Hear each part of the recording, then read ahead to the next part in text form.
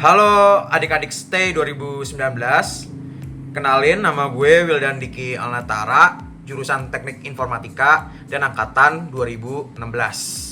Halo, kenalin, namaku Ahmad Izan, panggilannya Izan, mahasiswa Teknik Informatika angkatan 2016. Halo teman-teman semua, nama aku Pratama Miagung Priatmanja dan aku dari Teknik Informatika angkatan 2015.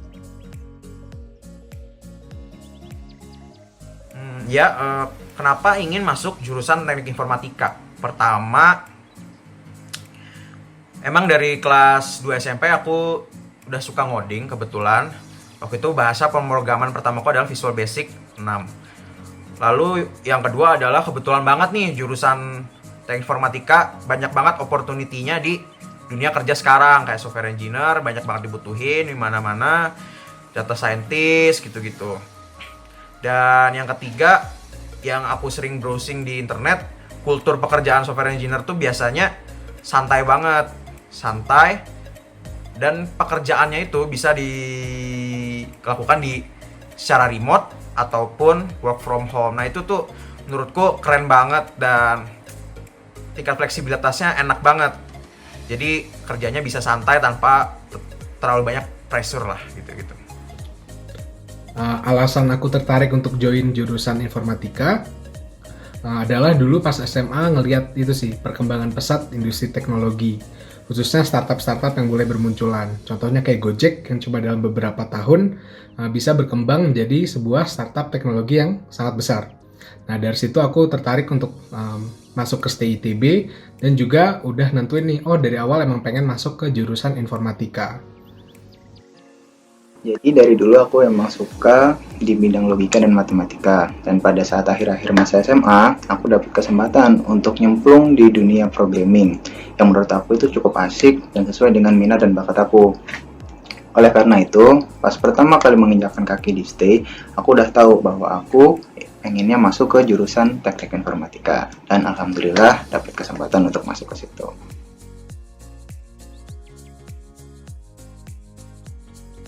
Pengalaman magangku selama di ITB udah 3 kali nih. Yang pertama adalah GDP Labs, itu perusahaan di Jakarta, dan posisiku adalah software engineer. Waktu itu magangnya selama liburan semester genap tahun 2018. Lalu selanjutnya aku ke Gojek nih. Waktu itu aku sebagai full stack engineer dan aku kerja selama 3 bulan pas liburan semester ganjil 2018 sampai Maret 2019. Waktu itu Desember sampai Maret. Nah waktu itu emang kerja sambil kuliah. Dan juga yang terakhir nih, aku kerja sebagai software engineer juga di Microsoft Jakarta. Dan itu salah satu pengalaman yang paling keren sih kalau menurutku. Beberapa program magang yang pernah aku lalui, di antaranya adalah pas di akhir semester 2 atau libur TPB, aku magang di perusahaan namanya Dikoruma sebagai software engineer, bikin service untuk menyediakan notifikasi ke aplikasi pengguna. Terus juga magang di Bukalapak pas libur semester 3 sebagai software engineer lagi. Di sana kerjaannya aku masuk ke tim artificial intelligence dan aku ngebuat sistem search untuk image. Yang ketiga itu aku ada magang berupa riset sama dosen di ITB, topiknya Natural Language Processing.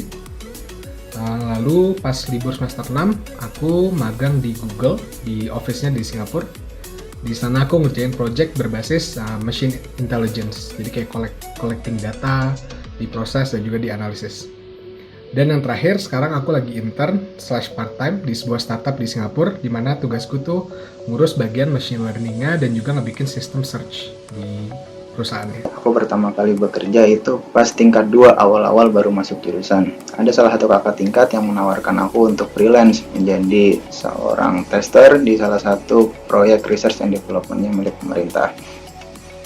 Dengan skill set anak tingkat 2 yang notabene-nya masih sangat terbatas, itu merupakan suatu kesempatan emas buat aku. Jadi, tanpa pikir panjang, modal nekat aja aku join ke project tersebut.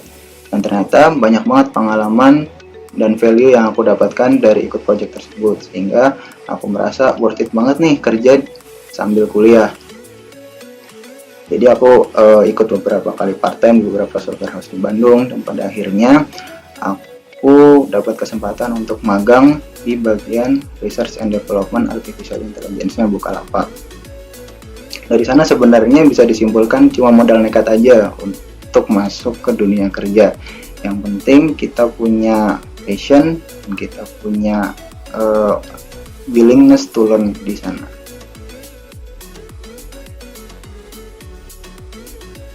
Sebenarnya kalau di teknik informatika sendiri kita nggak kasih tahu secara eksplisit gitu di data bahwa kita kelompok keahlian apa. Cuman bidang yang sedang aku geluti namanya Natural Language Processing atau NLP. Nah, kebetulan juga ini jadi topik tugas akhirku nih. Apa sih NLP ini? NLP ini biasanya menganalisis data. Nah, datanya itu bentuknya teks.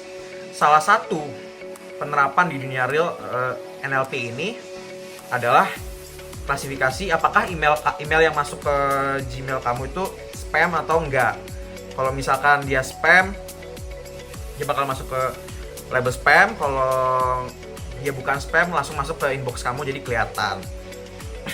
Nah, itu salah satu penerapan dunia real dari NLP. Dan sebenarnya banyak banget nih, bisa chatbot dan banyak banget penerapan di industri lainnya. Interestku tuh ada di bidang machine learning. Kenapa machine learning? Karena kalau kita bisa lihat di dunia ini banyak banget dataset yang telah diciptakan. Mungkin dari tiap user review di aplikasi, atau mungkin data historik kamu pernah nonton apa aja di Netflix. Itu data-data tersebut bisa digunakan untuk menciptain produk-produk baru yang bisa membantu kehidupan kita sehari-hari.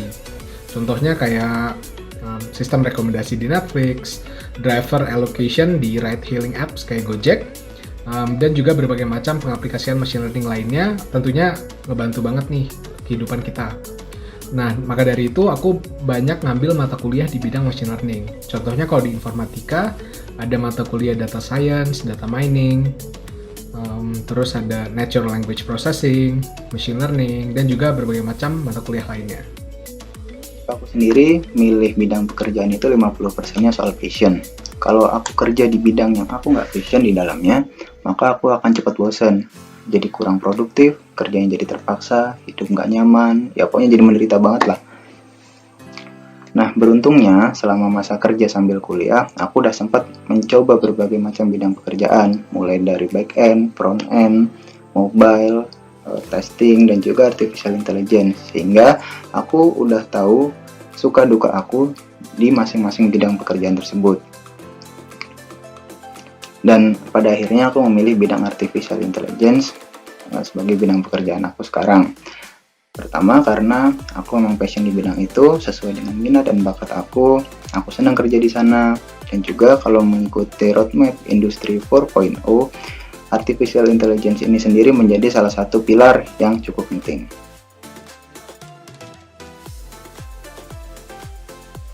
Hal tidak terlupakan selama masa kuliah di jurusan ya pas ngurusin dan kerja bareng di himpunan.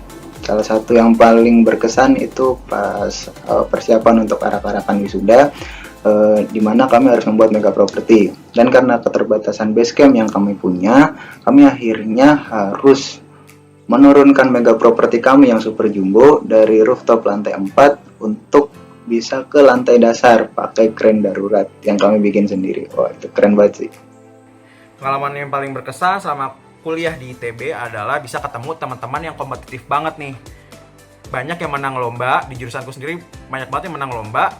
Banyak juga yang udah tingkat 2 atau tingkat 3 magang nih.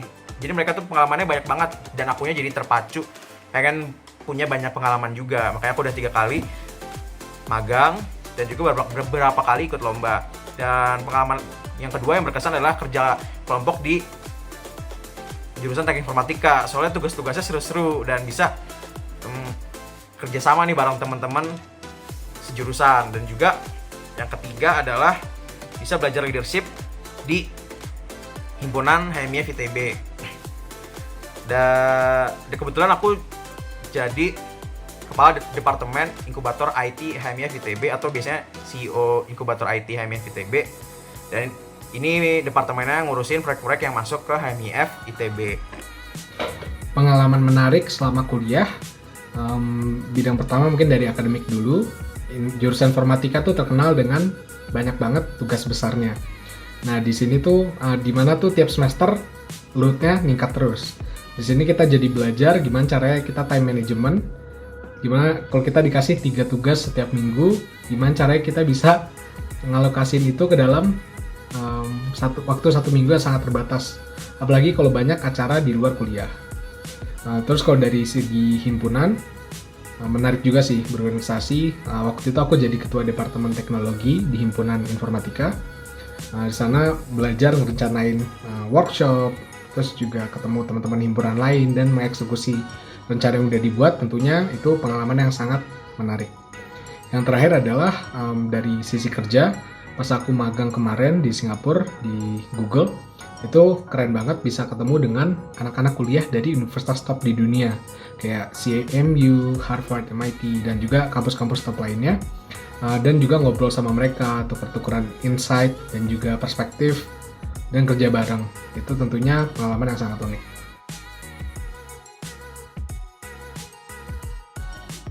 Untuk mata kuliah yang berharga banget dipelajarin selama di jurusan, nggak terlalu yakin sih sebenarnya, soalnya semuanya susah, apalagi ujiannya tambah susah lagi. Tapi jangan salah teman-teman, dosen kalian itu orang-orang yang hebat. Belajarlah banyak dari mereka, ambil semua ilmunya, dalamin semua nasihatnya. Insya Allah itu bakal berguna banget pas kalian terjun ke dunia kerja, soalnya mereka jauh lebih berpengalaman dari kita. Ya sebenarnya gue sendiri lagi ngincar kerja di luar negeri setelah lulus yang base conversationnya pakai bahasa Inggris. Dan sekarang memang lagi daftar-daftar nih ke banyak perusahaan di luar negeri. Kenapa sih aku milih kriteria yang kayak gitu? Karena aku pengen ngebiasain bahasa Inggrisku dan pengen studi lanjut nih S2 ataupun langsung S3.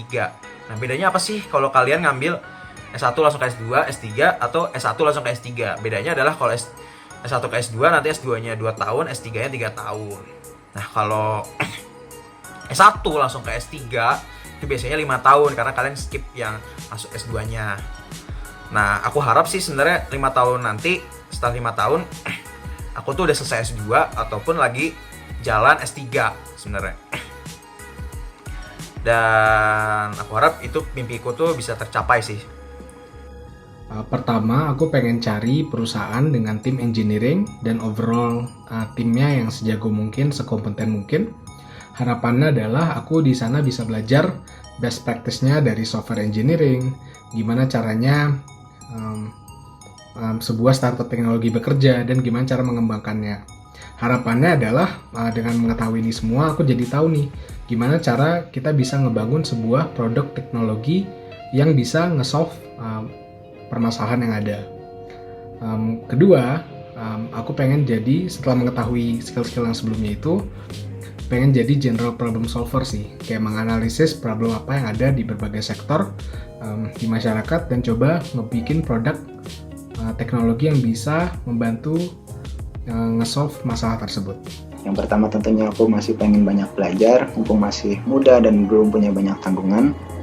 Tapi kayaknya masih belum kepikiran untuk balik lagi ke bangku kuliah. Menurut aku pribadi masih lebih relevan untuk ambil short informal course maupun sertifikasi. Jadi mungkin aku bakal lebih fokus ke arah sana. Dan mimpi besar aku yang kedua adalah untuk membangun suatu tim yang solid di company aku sekarang, Telkomsel, untuk menopang company ini masuk ke industri 4.0. Paling tidak di ranah yang tim aku kuasai, yaitu di bidang artificial intelligence. Tapi sedihnya teman-teman, masih sedikit sekali fresh graduate yang mau nyemplung ke ranah BUMN maupun semi BUMN seperti company aku sekarang. Tapi kalau bukan kita sendiri anak muda bangsa ini yang membentuk BUMN, maka BUMN hanya akan dikuasai oleh orang-orang yang berkepentingan. Oleh karena itu, mohon doanya semoga mimpi aku ini bisa terwujud. Dan kalau mau join silahkan.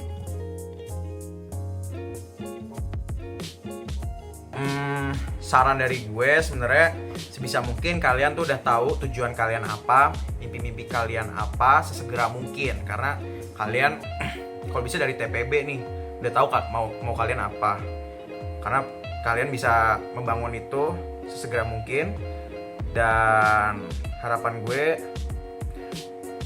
jurusan apapun kalian nanti, kalian dimudahkan untuk menuju mimpi kalian dan konsisten tercapai.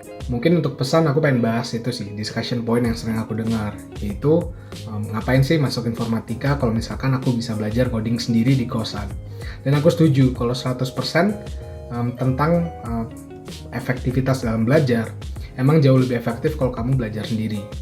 Nah, tapi salah satu keuntungan yang paling besar dan faktor terbesar menurutku kesuksesan pas cari magang atau mungkin personal development di bidang coding-codingan itu adalah berada di environment yang sangat suportif.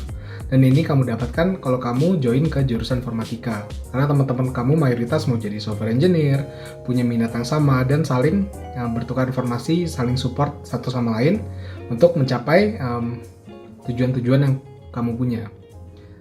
Nah, itu kenapa kamu kalau kamu emang minatnya ke coding dan masuk ke bidang teknologi, startup teknologi, aku saranin masuk informatika.